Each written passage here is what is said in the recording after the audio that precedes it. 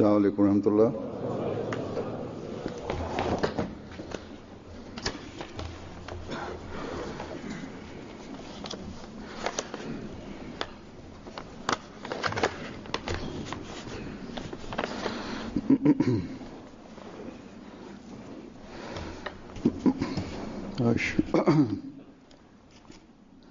أشهد أن لا إله إلا الله وحده لا شريك له وأشهد أن محمدا عبده ورسوله أما بعد فأعوذ بالله من الشيطان الرجيم بسم الله الرحمن الرحيم الحمد لله رب العالمين الرحمن الرحيم مالك يوم الدين إياك نعبد وإياك نستعين اهدنا الصراط المستقيم صراط الذين أنعمت عليهم غير المغضوب عليهم ولا الضالين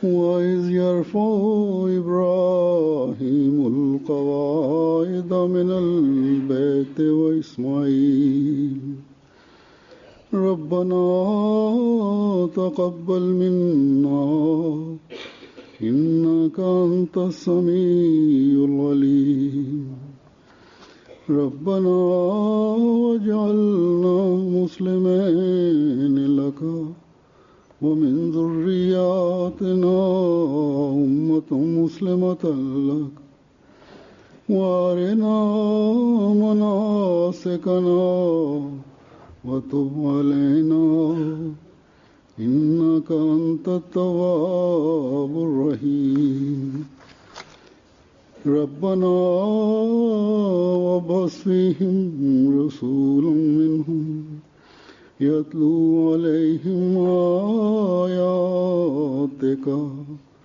ويعلمهم الكتاب والحكمة ويزكيهم إنك أنت العزيز الحكيم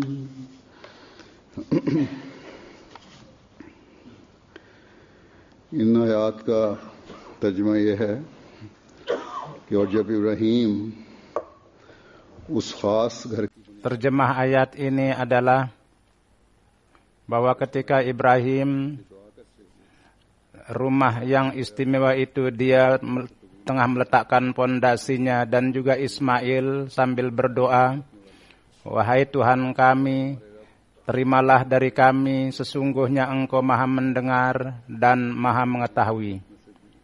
Dan wahai Tuhan kami, jadikanlah kami orang yang setia kepada Engkau dan dari kalangan keturunan kami juga, jadikanlah satu umat dan dari hal ajarkanlah kepada kami cara pengorbanan kami dan cara ibadat kami dan terimalah tobat kami, sesungguhnya Engkau maha penerima tobat dan maha penyayang. Dan wahai Tuhan kami, jadikanlah dari mereka seorang Rasul yang agung, yang menilawatkan kepada mereka kitab Engkau dan mengajarkan kitab dan hikmah, dan sesungguhnya Engkau maha bijaksana, maha perkasa, maha bijaksana. Di dalam ayat ini,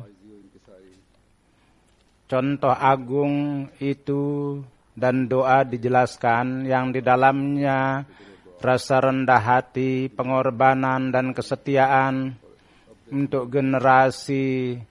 Dia terpikir khawatir supaya mereka mempunyai ikatan dengan Tuhan dan memberikan bimbingan kepada dunia dan menjadi hamba Tuhan yang rahman, dan beliau itu telah menegakkan standar yang sangat tinggi dalam hal doa ini. Di dalam ayat ini disebutkan mengenai pengorbanan agung yang Hazrat Ibrahim alaihissalam dan Hazrat Ibrahim Ismail alaihissalam telah lakukan, yakni setiap batu yang dibuat untuk membuat Ka'bah itu adalah mengingatkan bahwa sesudah sempurnanya rumah ini, rumah bapak dan anak dan generasi yang akan lahir dari itu di tanah yang gersang ini akan senantiasa diramaikan.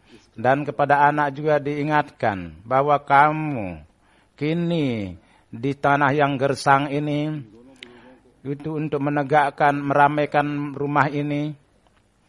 Disinilah kamu harus tinggal. Dua sosok mulia ini, jadi pilihan Allah ini, dua pilihan Allah ini, mereka yakin akan janji Allah bahwa pada satu hari dunia akan menjadi pusat dunia. Tapi dia dari mana dia tahu atau kapan itu akan terjadi? Pada saat itu hanya pengorbanan, dan hanya yang nampak itu pengorbanan semata. Tetapi kendati demikian, itu merupakan kerendah hatian yang sampai kepada puncaknya. Ini mereka berdoa kepada Tuhan bahwa pekerjaan ini yang kami lakukan untuk Engkau, yakni mendirikan Ka'bah ini adalah dengan karunia Engkau semata. Oleh karena itu terimalah pengorbanan kami.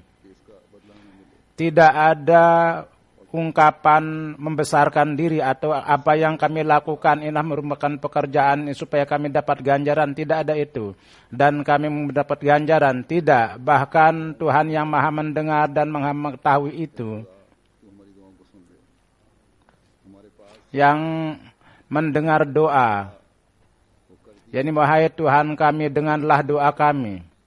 Pada kami yang ada pengorbanan itu kami telah lakukan, dan untuk di masa akan yang datang pun kami berjanji bahwa kami akan berkorban. Bahkan kami menginginkan bahwa generasi kami pun juga ikut serta dalam pengorbanan. Inilah doa yang dua sosok mulia itu lakukan, panjatkan. Jadi sambil berdoa kepada Tuhan bahwa kami, hakikat daripada hati kami telah letakkan di hadapan Engkau. Engkau maha mengetahui. Engkau mengetahui bahwa apa yang tengah kami lakukan dan tengah kami kerjakan itu hanya dan hanya adalah untuk meraih keredaan Engkau, dan kami lakukan. Engkau, pengorbanan kami ini terimalah oleh-Mu, dan jadikanlah itu sebuah rumah yang merupakan rumah Engkau, dan dengan berkat rumah Engkau tanah yang gersang ini menjadi ramai. Kami dengan perintah Engkau kami lakukan secara zahirnya dalam pembangunan ini. Kami telah lakukan supaya itu menjadi pusat keramaian. Tetapi penduduk yang hakiki itu adalah tergantung dari karunia Engkau. Rumah ini secara zahir, jadi orang yang meramaikan ini pun juga jadikanlah penglihatan yang dapat menyampaikan mereka kepada Engkau dan meningkatkan mereka dalam kerohanian. Jadi inilah ruh yang dalam mengikutinya masjid-masjid orang Islam didirikan, dan memang itulah hendaknya yang dilakukan. Kalau tidak, rumah bangunan yang cantik tidak ada artinya.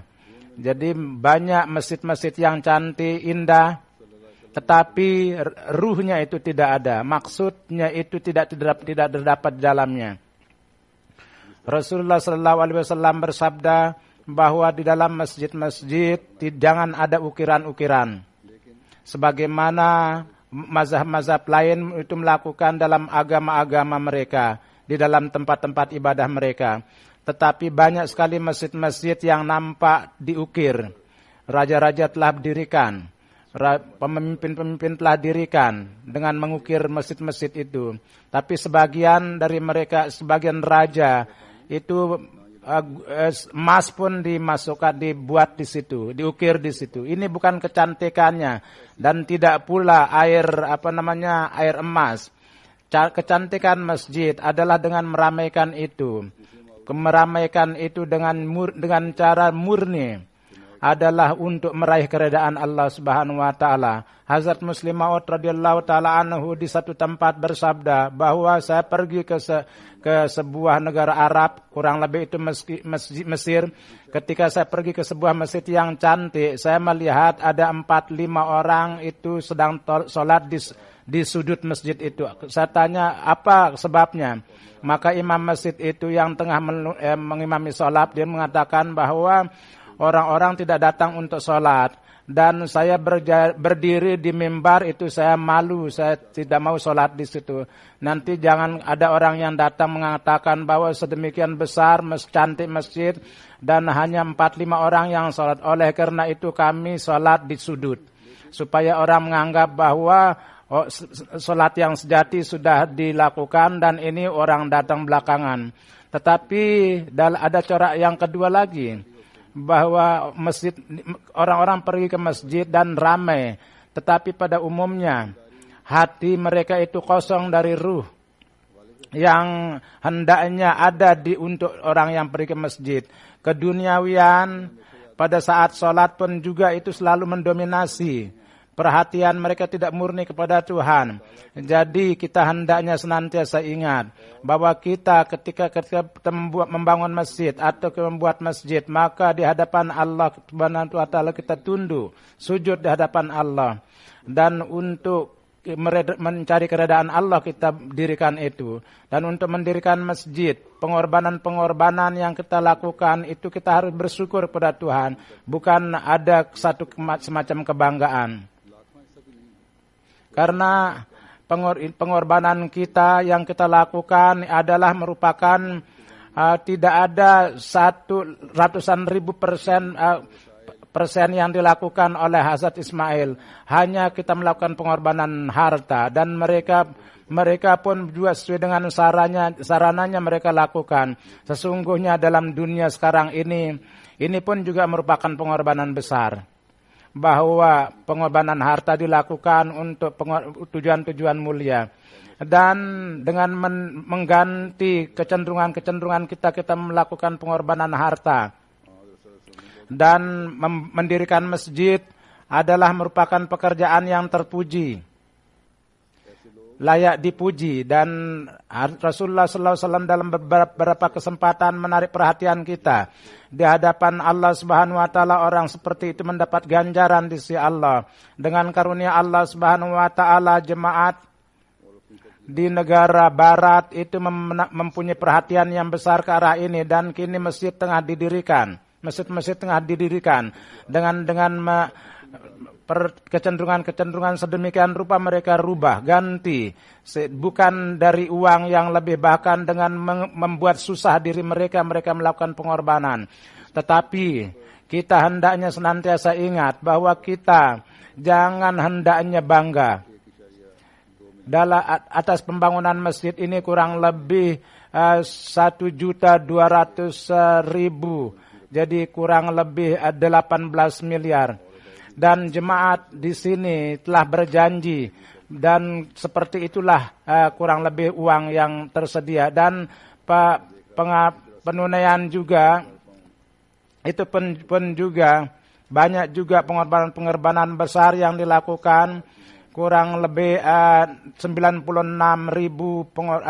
dan seorang yang berikan 96.000, ada juga 20.000 pon, ada yang 30.000 pon yang diberikan. Kurang lebih ada 11 orang, kurang lebih 300.000 pon orang berikan.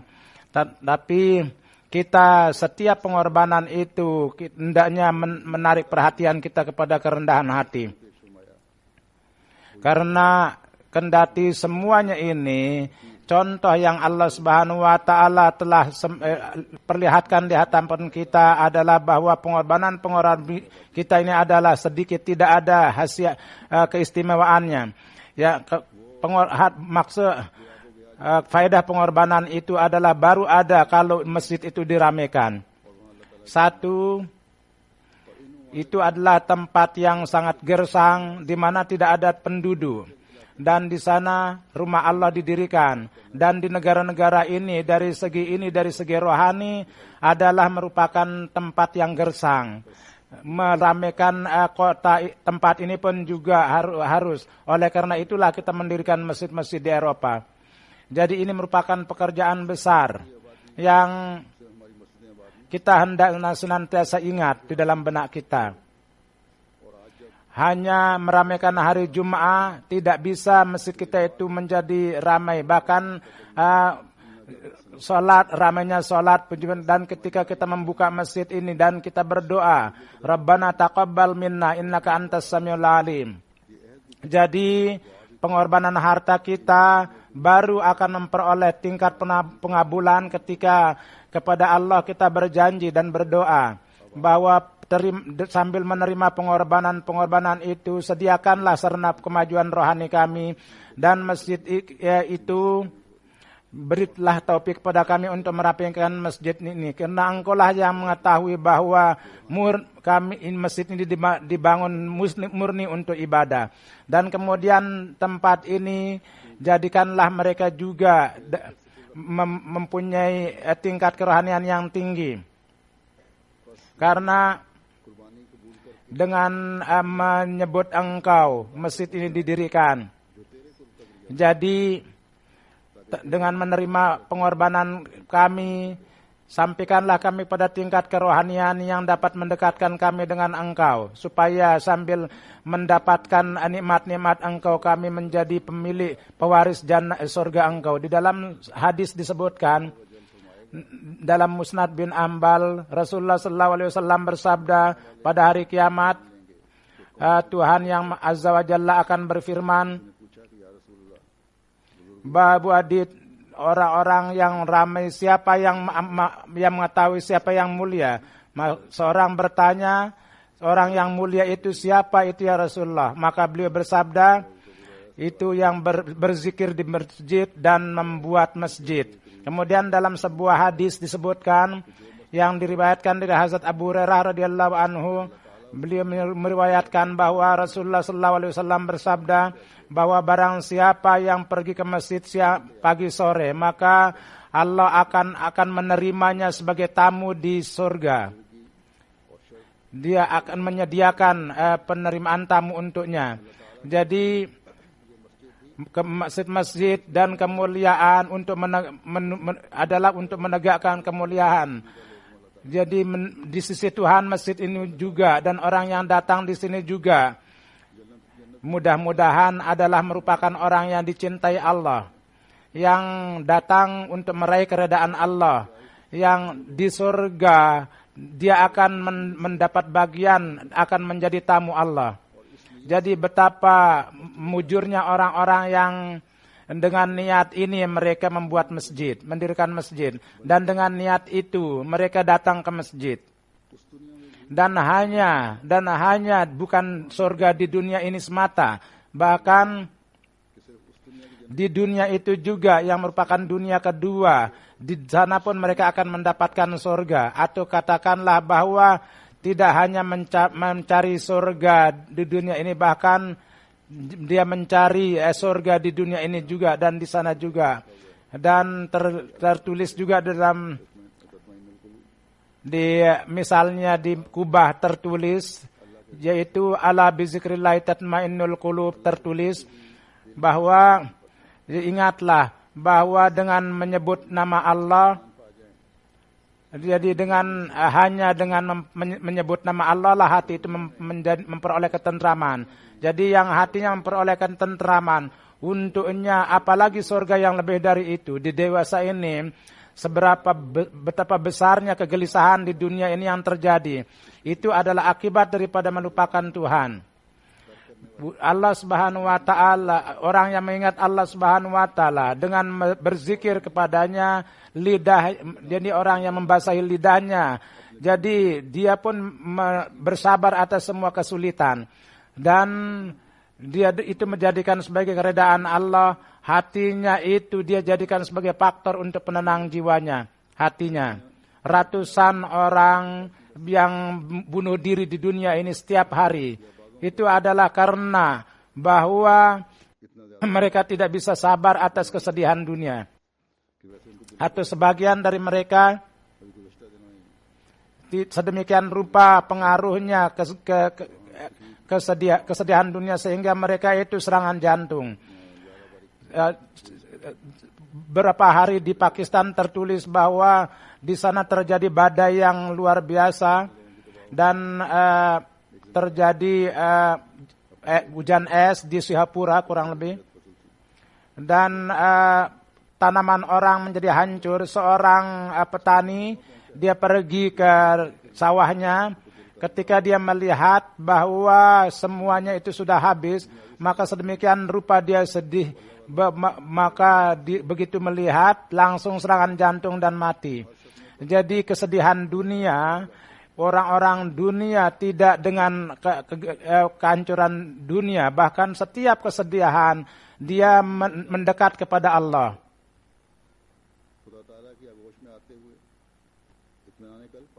Orang-orang mukmin senantiasa dengan kesedihan-kesedihan dia datang kepada pangkuan Allah dan dia memperoleh ketentraman.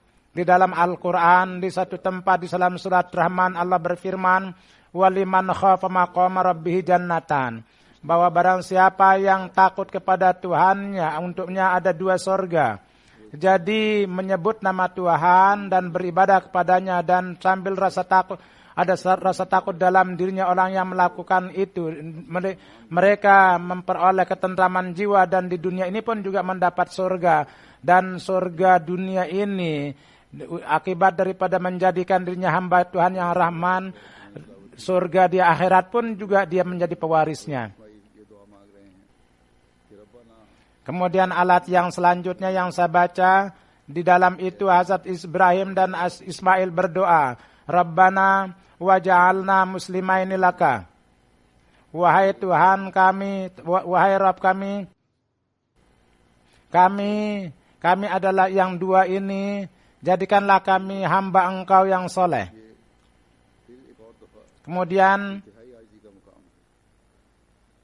lihatlah pula bahwa kemudian ada kedudukan yang sangat luar biasa rendah hatinya. Jadi kendati telah melakukan banyak pengorbanan, kendati mereka sebagai pilihan Allah, namun tetap mereka berdoa, wahai Tuhan, kami jadikanlah orang yang melakukan amal saleh, hamba Engkau yang saleh. Hazrat Ibrahim alaihissalam kepada anak dan istrinya dia tinggalkan dalam melaksanakan perintah Tuhan, dia meninggalkan anaknya bahwa jadikanlah saya hamba yang rendah hati. Semuanya dia serahkan anak istri untuk Tuhan, tapi tetap dan dijadikanlah anugerahilah kami orang yang setia supaya kami taat sempurna kepada Engkau. Jadi beliau kendati siap untuk menggorok leher anaknya, namun murni adalah demi untuk Tuhan. Kemudian dia meminta kepada Tuhan bahwa kami jadikanlah kami orang yang senantiasa mengamalkan setiap perintah dan jadikanlah kami orang yang saleh. Jadi inilah kedudukan yang hendaknya orang mukmin dapat raih. Maka baru kebaikan-kebaikannya itu jangan bangga dan tidak pula dia bergantung. Jadi jangan dia puas dengan pengorbanannya. Hendaknya dengan rasa takut di hadapan Tuhan senantiasa memohon bahwa wahai Tuhan, amal kami tidak ada artinya. Kalau ada karunia Engkau, maka kami akan bisa menjadi hamba Engkau yang saleh. Kami bisa menjadi hamba Tuhan yang Rahman. Oleh karena itu kami memohon dan kami berdoa kepada Engkau. Ini permohonan kami yang dengan rendah hati bahwa kami tegakkanlah kami kepada kebaikan dan Jadikanlah kami orang yang tetap setia kepada Engkau. Jadikanlah kami orang yang reda kepada Engkau. Jadi inilah maksud agung yang untuk mana manusia itu diciptakan. Dan tidak hanya untuk dirinya saja. Bahkan kami berdoa untuk generasi kami juga. Bahwa doa itu adalah bahwa wa min zurriyatina ummatan muslimatan lak. Dan generasi kami pun juga jadikanlah orang yang setia, dan jadikanlah mereka umat yang menjalankan perintah Engkau. Jadi dengan membuat rumah Engkau Allah, tidak hanya berpikir sampai kehidupannya saja, bahkan dia memohon bahwa untuk meramaikan itu, untuk mendapatkan berkat rohani dari itu. Jadi menjadi hamba Engkau yang setia dari generasi kami pun juga jadikanlah orang yang seperti itu. Dan inilah hendaknya doa orang-orang yang beriman. Jadi inilah pelajaran yang hari ini untuk kita bersama masjid. Jadi jangan hanya anak kecil dan orang tua, jangan hanya itu saja. Bahkan jadi dari kesibukan kita pun juga datang di sini dan meramaikan ini. Dan hubungan anak untuk menciptakan hubungan anak-anak kita pun juga berusaha di kalangan generasi kita, pemuda-pemuda kita, ibadah, terlahir kecintaan untuk beribadah. Oleh karena itu di mana diperlukan upaya secara zahiriah, di sana sarana yang paling besar adalah doa. Allah Subhanahu wa taala yang mengetahui keadaan hati dan mendengar dengan doa, dia mendengar doa yang dilakukan dengan baik. Oleh karena itu berdoalah bahwa ketika keinginan beribadah jadi upaya tekad untuk melakukan amal baik, maka sesudah satu generasi terus berjalan sampai generasi seterusnya. Kalau dalam ibadat sendiri, dalam mengamalkan perintah Allah ada kemalasan, maka di dalam generasi pun akan terlahir kemalasan. Jadi bersama pembangunan setiap masjid, kita perlu berdoa untuk memperbaiki keadaan kita di sana, untuk mentarbiati anak-anak kita pun juga kita mempunyai perhatian. Dan Hazrat Ibrahim alaihissalatu wassalam dan Hazrat Ismail alaihissalam, mereka yang memanjatkan doa arina manasikana wa tub alaina. Jadi ini untuk tarbiyat kami dan untuk menarik perhatian kami kepada ibadat kami, dan untuk menarik perhatian kami untuk membawa anak-anak kami kepada kondisi yang terbaik. Manasik maksudnya adalah ibadat-ibadat dan semua perkara-perkara dan hak-hak yang hendaknya kita lakukan di hadapan Tuhan, hendaknya kita tunaikan. Jadi bersama ibadah, semua hakukullah. Jadi kepada menunaikan itu kita tarik perhatian kita. Dan ini juga bahwa dan sesudah menunaikan hak-hak ibadat dan hakukullah itu, pada pemikiran kita janganlah berpikir bahwa kita telah melakukan banyak sesuatu. Inilah doa, buat tubang alaina, terimalah tobat kami dan lihatlah kami dan terimalah tobat kami sedemikian rupa sehingga kalau ada kesalahan-kesalahan kecil-kecil maafkanlah itu. Engkau sesungguhnya Engkau Maha Penerima tobat dan Maha Penyayang.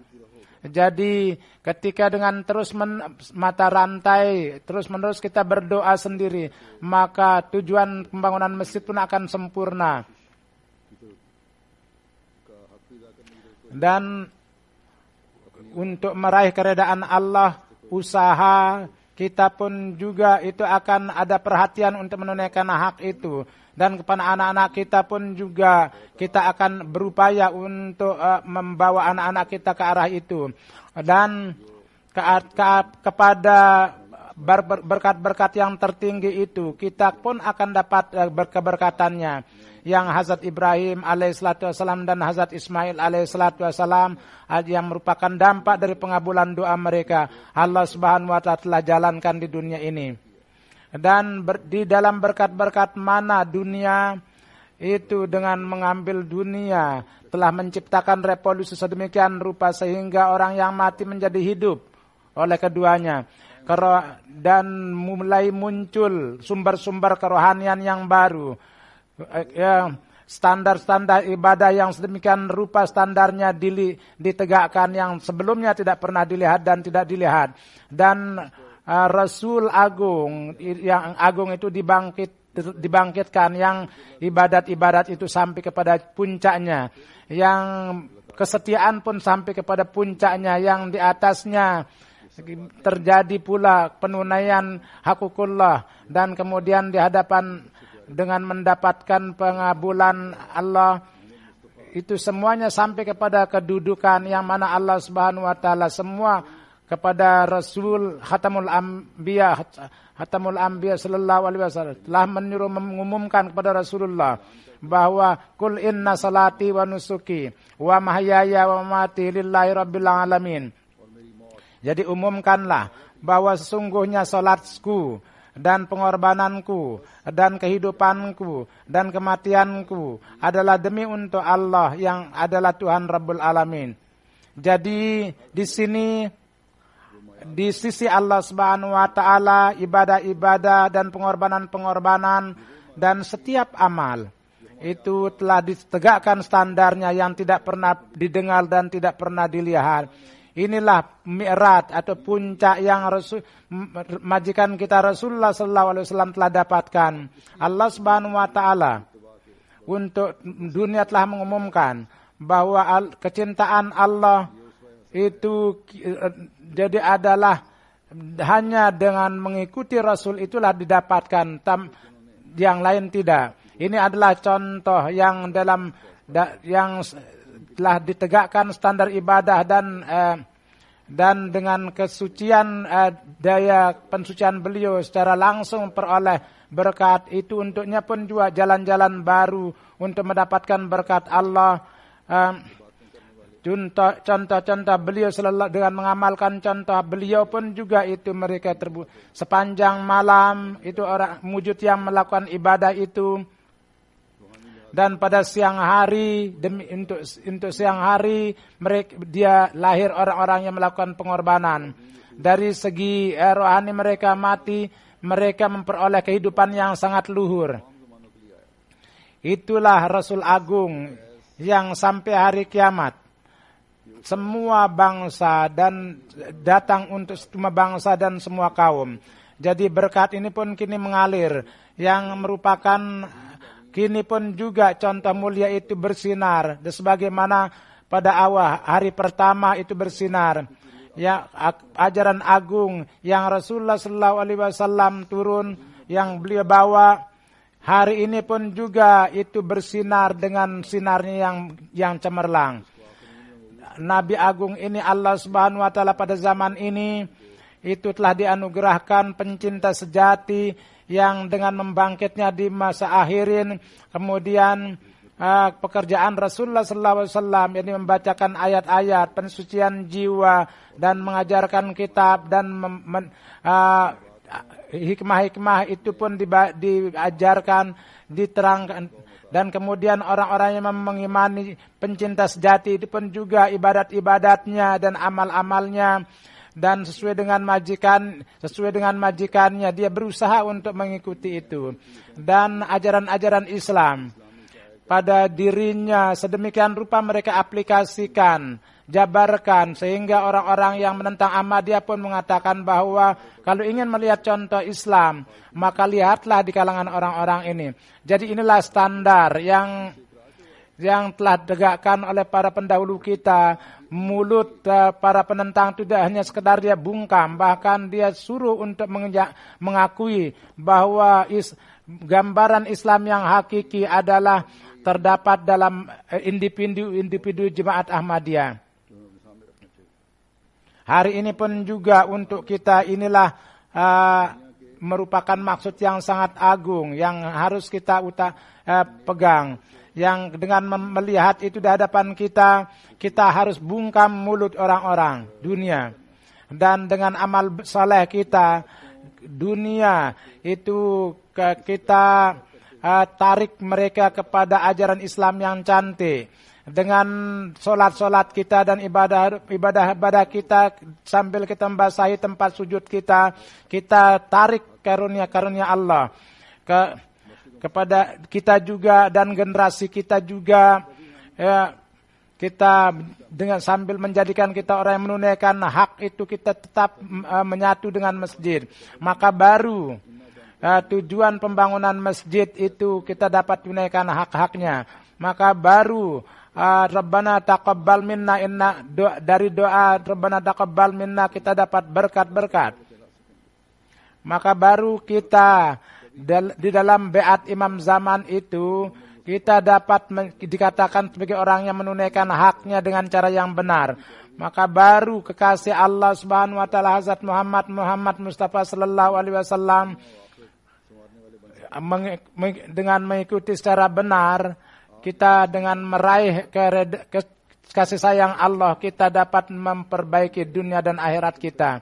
Jadi bersama pembangunan masjid ini, hari ini orang-orang yang lemah itu mereka menetapkan jalan-jalan mereka, yang janji-janji mereka, yang merupakan jalan penyempurnaan janjinya, yang merupakan jalan untuk membuktikan sabda-sabda Rasulullah, yang merupakan jalan untuk menarik kasih sayang Allah. Seperti itulah itu standar-standar lain, yaitu yang senantiasa berpikir untuk sholat, yang datang itu pun juga akan hal-hal itu untuk menarik tingkat-tingkatan yang tinggi ibadat-ibadat kita dan penunaikan hakukullah. Kita harus berusaha untuk meraih standar yang tinggi.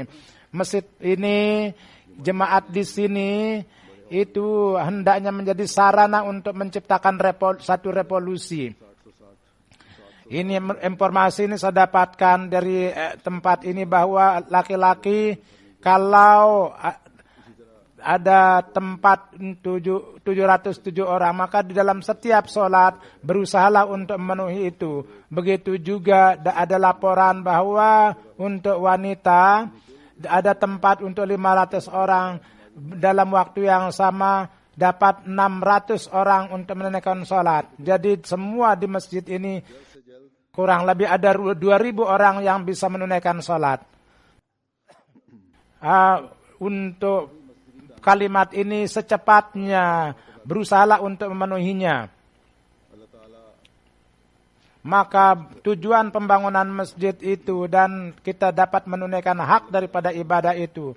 Mudah-mudahan Allah Subhanahu wa taala beri taufik kepada kalian. Dengan karunia Allah Subhanahu wa taala, jemaat United Kingdom di seluruh Eropa mereka mempunyai perhatian untuk pembangunan masjid. Tetapi kecantikan pembangunan ini adalah dengan orang-orang yang sholat. Kecantikan masjid adalah dengan orang-orang yang sholat di dalamnya. Saya telah memeriksa bahwa ada pada tahun 2003 di Masjid Baitul Futuh dibuka.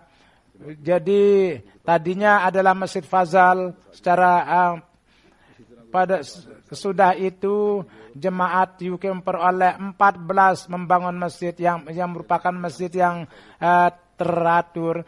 Begitu juga di Eropa pada tahun-tahun yang lalu.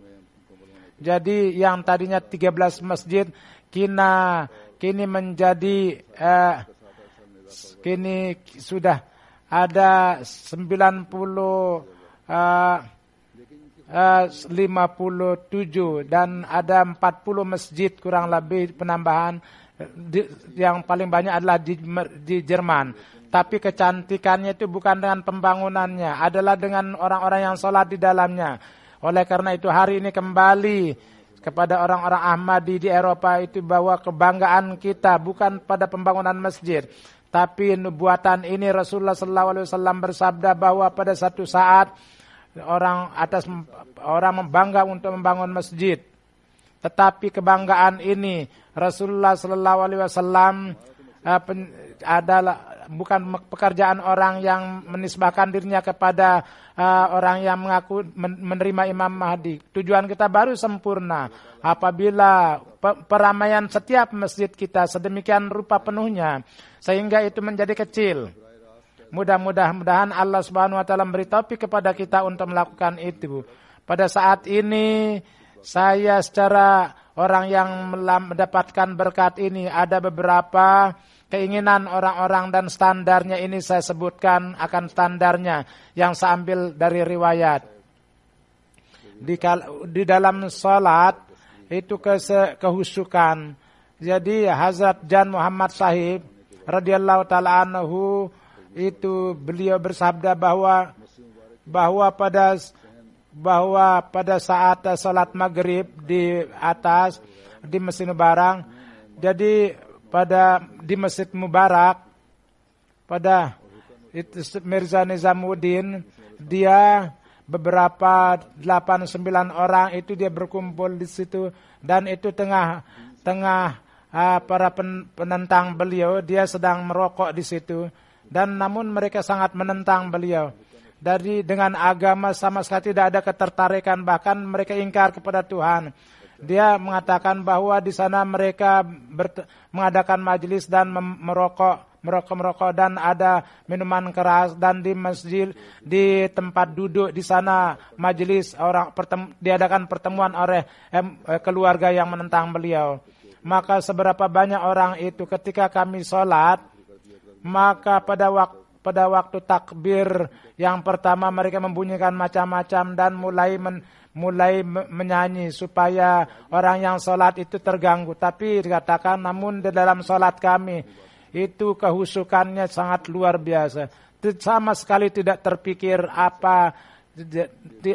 mereka membunyikan gendang, tapi perhatian kami tidak mereka bisa tarik. Hazrat Hakim Sahib sesudah beatnya dia menyebut tentang keadaannya bahwa sesudah itu kecintaan sedemikian rupa menjadikan saya gila sehingga tidak ada bulan yang saya tidak hadir di dalamnya.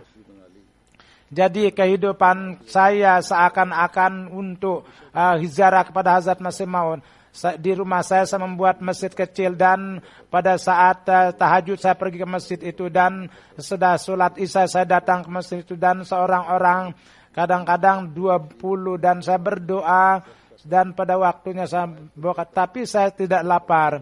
Jadi tanpa dibuat-buat saya demikian rupa banyak membaca Quran dan sholat, dan keadaan sedemikian rupa dalam urusan apapun, dan saya perhatian maka persis seperti itu saya mendapat berita, yakni dengan kasab oleh karena itu saya bersama Tuhan dan bersama Al-Quran dan bersama Rasulullah SAW, kecintaan saya itu bertambah, dan sedemikian rupa kuat iman saya kepada manusia mau yang tidak bisa menggoyahkan.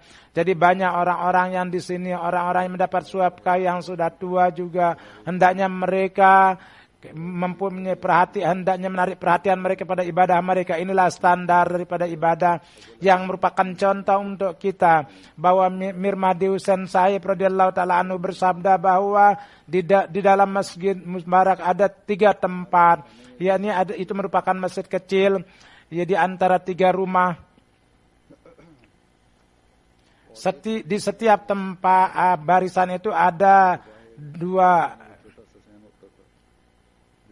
dan ada 1 saf di belakang itu ada 1 orang bisa, dan di kiri kanan pun ada tempat tamu yang Hazrat Ummul Mukminin yang merupakan tempat Ummul Mukminin. Di dalam itu Malik Gulam Sahib dan Muhammad Akbar Sahib itu duduk dengan mengambil roti dan salam dan lauk, dan dia memberikan saya, dan saya katakan saya mengambil nasi dari piring, maka Maulana Abdul Karim mengucapkan qamat, maka saya cepat pergi ke masjid, maka dia katanya, kamu Mia salat makanlah, nanti sudahnya baru salat, jadi nanti kamu lapar. Beliau mengatakan bahwa jadi besok kamu akan dapat roti. Saya datang bukan untuk makan roti. Salatlah, ya saya tidak bisa meninggal gitu. Dengan mengatakan ini ya ikut dalam salat. Hakim Fazlur Rahman dengan bercerita tentang bapaknya bahwa di dalam diri beliau terdapat kecintaan dalam diri kepada Masih Maud, dan sedemikian rupa kehati-hatian ketika perdengarkan keadaan huzur, maka beliau menjawab bahwa saya tidak percaya pada diri saya, jangan ada yang salah saya nisbahkan kepada huzur. Beliau sebagai pembagi air di satu, dan sehingga dalam pada bulan musim panas sekalipun, beliau keliling untuk membagikan air. Dan seberapa manusia itu capek itu jelas bahwa, namun pada malam hari beliau pasti bangun untuk tahajud. Dan ketika pada bulan puasa pun kami berpuasa.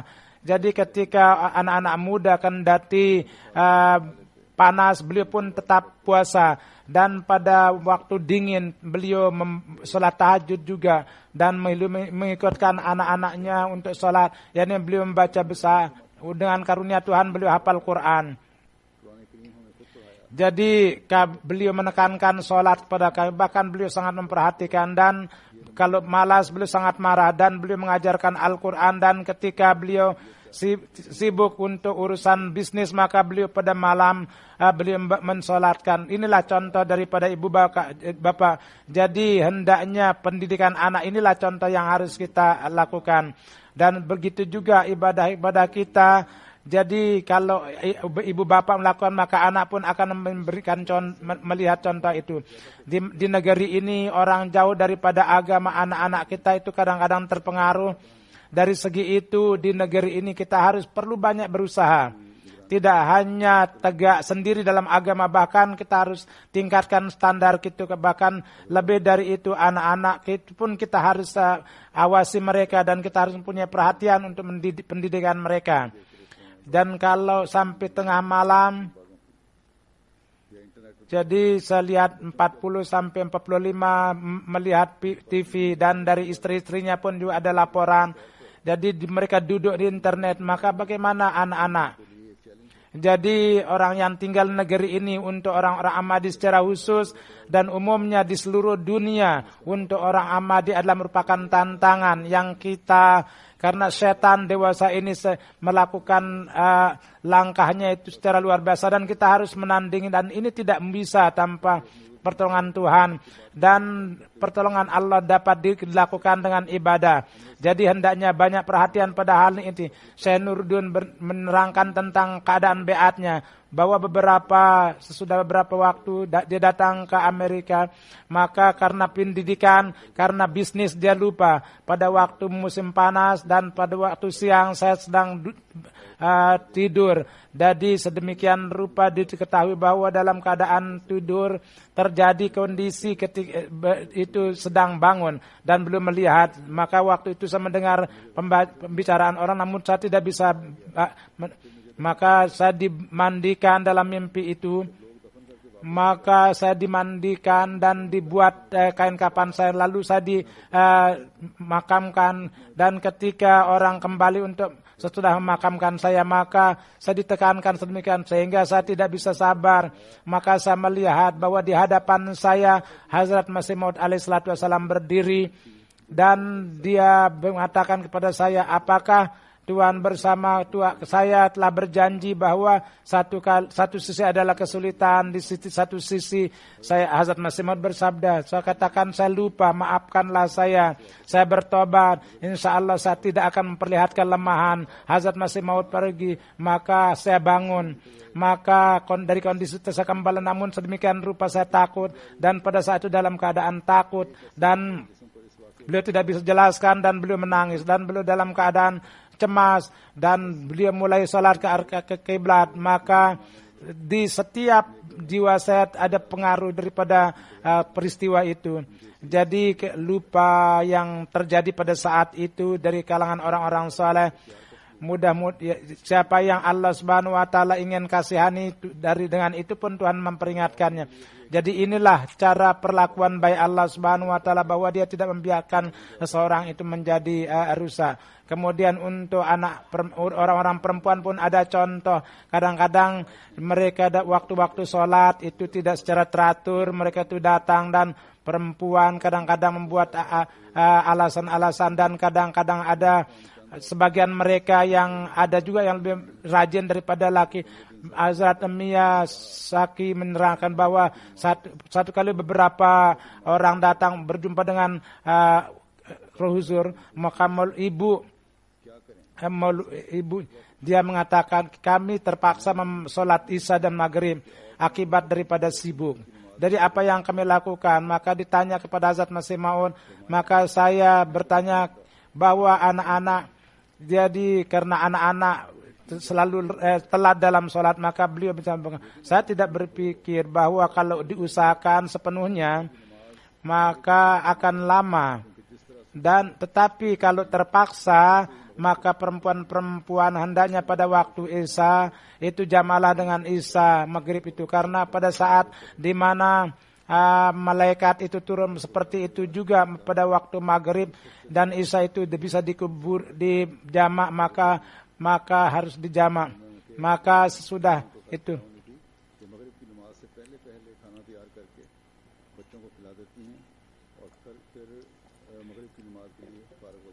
jadi sehingga kami setelah itu, sebelum salat Maghrib kami menyiapkan anak, dan kami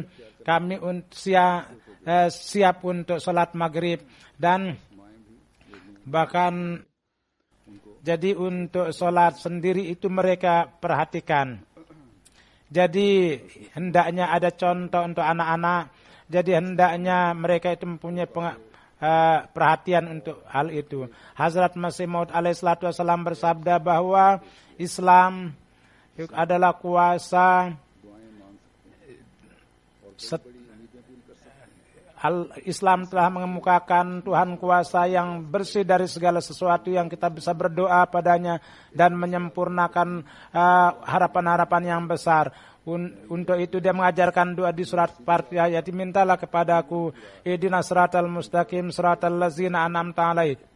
Yani wahai Tuhan kami, perlihatkanlah kepada jalan yang merupakan jalan orang yang peroleh banyak karunia dari Engkau. Dan doa ini oleh karena itu diajarkan supaya kamu tidak hanya tidak cukup menganggap bahwa kita itu beriman, bahkan lakukanlah amal yang dapat sehingga kamu dapat mendapatkan hadiah-hadiah yang merupakan tanda orang yang dekat dengan Tuhan. Bersabda bahwa orang yang dengan semangat dan penuh dengan tulus dia datang kepada Tuhan, maka tidak pernah dia disesakan oleh Tuhan.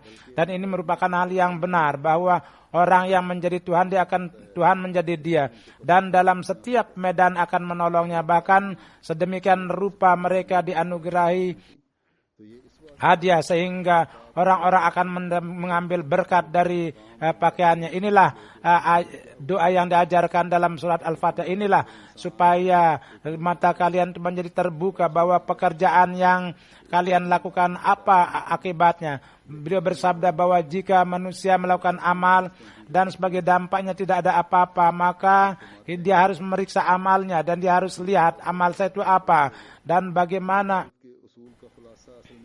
Kemudian bersabda bahwa dengan menjelaskan cara beribadah bahwa ringkasan daripada meraih ibadah bahwa hendaknya mendirikan dirinya sehingga seakan-akan dia melihat Tuhan atau Tuhan melihatnya, dan setiap bersih dari semua kontaminasi, dan hendaknya memperhatikan keagungan itu dan doa-doa yang lain.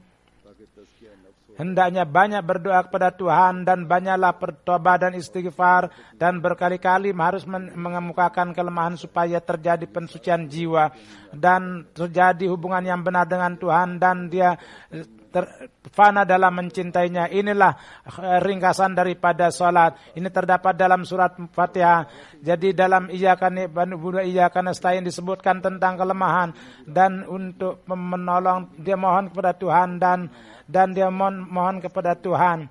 dan sudah itu untuk berjalan pada jalan para nabi, dia mohon dan memohon untuk mendapatkan ganjaran yang dengan perantaraan Rasul itu zahir di dunia ini.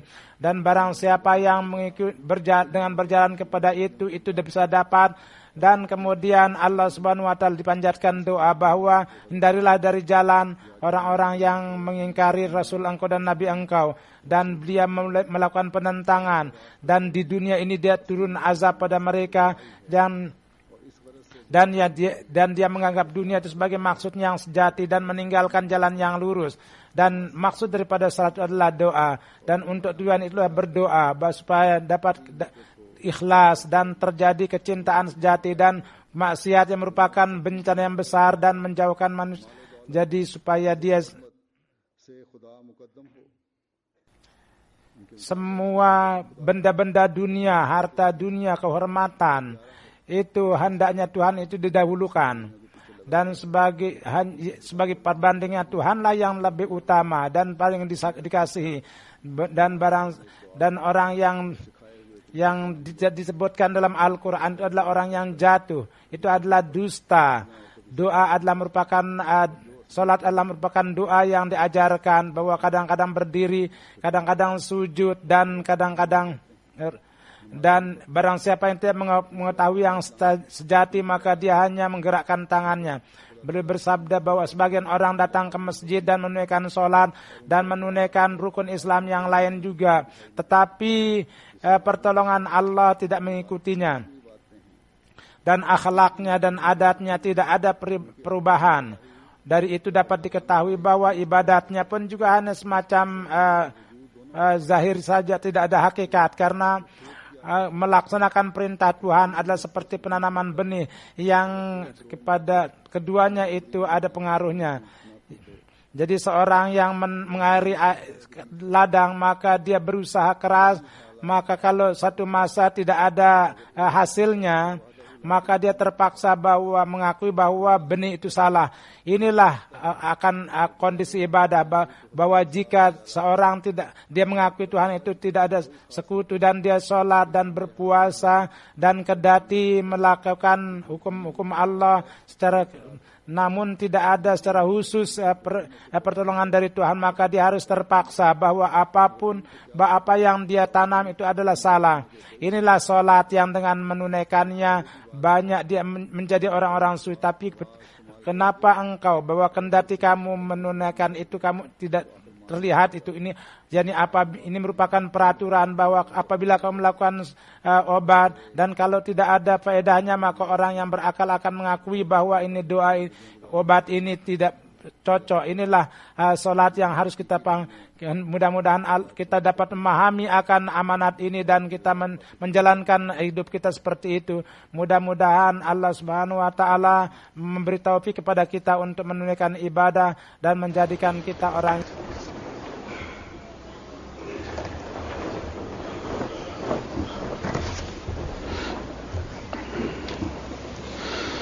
Alhamdulillah nahmaduhu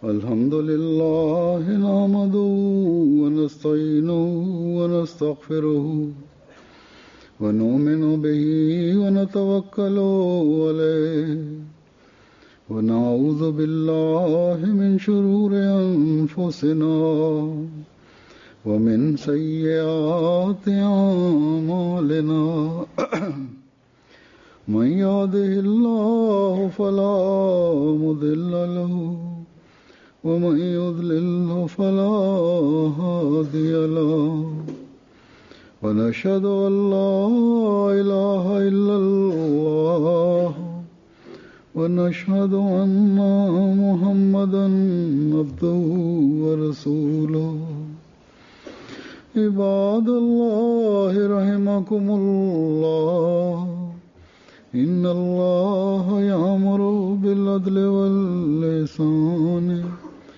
وإيتاء ذي القربى وينهى عن الفحشاء والمنكر والبغي يعظكم لعلكم تذكرون اذكروا الله يذكركم وادعوه يستجب لكم ولذكر الله أكبر